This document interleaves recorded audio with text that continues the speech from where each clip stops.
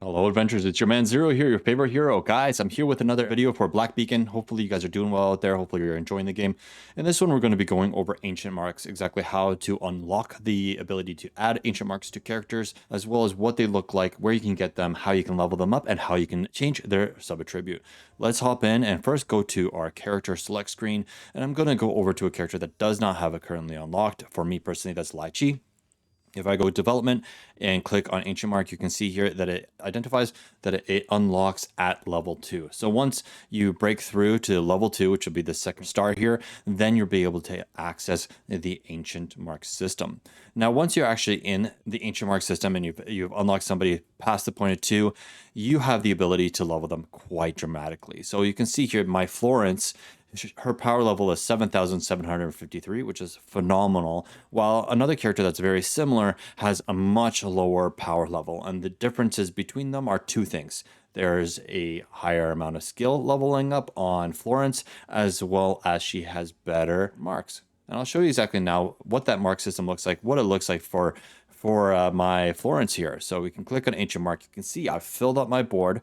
This board itself looks like it's pretty consistent between every single one of the characters. That said, I would not be surprised if there are characters in the future. Maybe this is where we start getting our power creep, where there is room for more ancient mark spots, right? You got a whole quadrant here, and you can definitely expand one per side all the way. So I would not be surprised if future characters have larger areas for ancient marks, which will make a big difference when you're leveling them up. Now, there are multiple different kinds of ancient mark types. So we have our basic, we have our 1, we have our, which is this one right here, we have our straight line of 3, and we have this curved line of 3. Those are our base ones. They do not have any additional kind of like sub ability on them, but the ones that are at a higher tier, such as the Phoenix Tail or the Endless March, you can see that they do have this kind of like sub ability that is an additional add to the power of your character. So in this case, Endless March, it is a level 2, which is why it has 2 different substats, and each time the wielder consumes vigor, they gain 2.8 pierce for 5 seconds, stacking up to 5 times. Of course, if you were to level that up to a 3, you would actually see a higher amount. Now, how do we get a third substat, or rather more than one? So as you can see on this specific single, there is only one substat, and then this one, only one substat. Now, something that I can do, and I'll show you because it's worth it for this one with these two. I can actually take both of these and I can combine them together.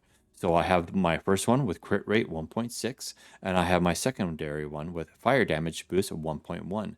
Now, if we level these up, you can see it goes to level 2, and both of the abilities stay in their respective slots. There's no change, there's no RNG between what I have input versus what I am getting out. So it's nice and consistent. That's huge. It's a really big deal because the less RNG that we have, the better I personally think it is. And I'm pretty happy about that. Now, say there is a subset that you don't like, right? So I'll go here and I'll go to equip now and click on the one that I just leveled up. Well, you have the re-engrave function. Now, this re-engrave function does cost a material, but it allows you to actually change one of your substats to another one, and you can actually select it, which is huge. So again, no RNG.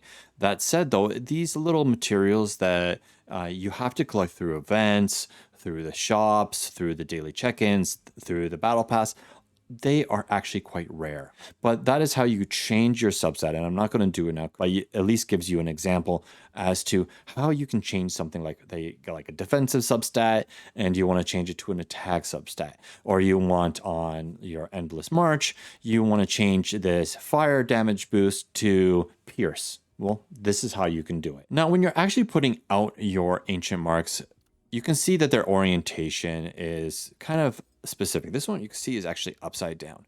If you were to click on the ancient mark, or let's just say bringing it in, we'll just do it fresh for you so you can see. I'm going to bring it in. You can see that it doesn't quite fit.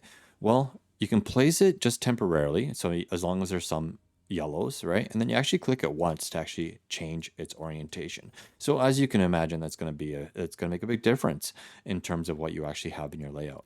Now, where do you get your materials, and your actual ancient marks? Well, you can get them in multiple areas. One of them is going to be in your exchange shop. So if you actually go here, you go to your store and you go to your token redemption and hit your fate store, this is where you can get the advanced ancient marks, the ones such as, endless march, or let's say the phoenix one. Where are you, phoenix? There's phoenix tail. You can see there's a different cost associated based with the amount of dots it has, and each one of these has a different kind of additional attribute. So you definitely want to find ones that are appropriate to the specific characters.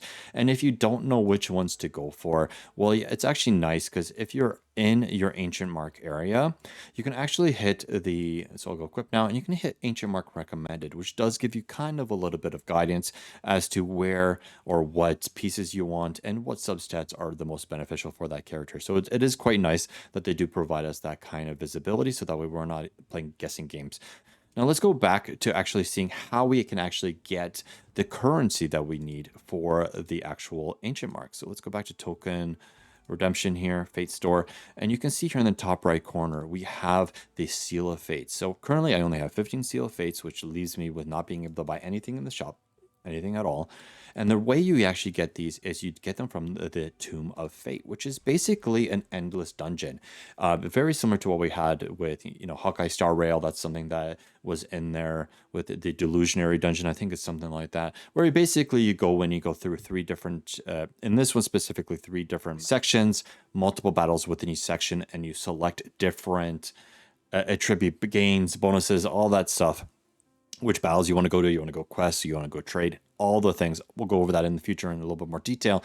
But as you go through them and you complete the different modes, you can actually get those materials right out from here. So you see, Seal of Fate.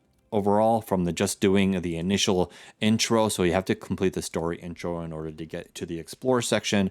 Then once you're in adventure mode, you can see there's different kind of unlocks here on the right side for rewards.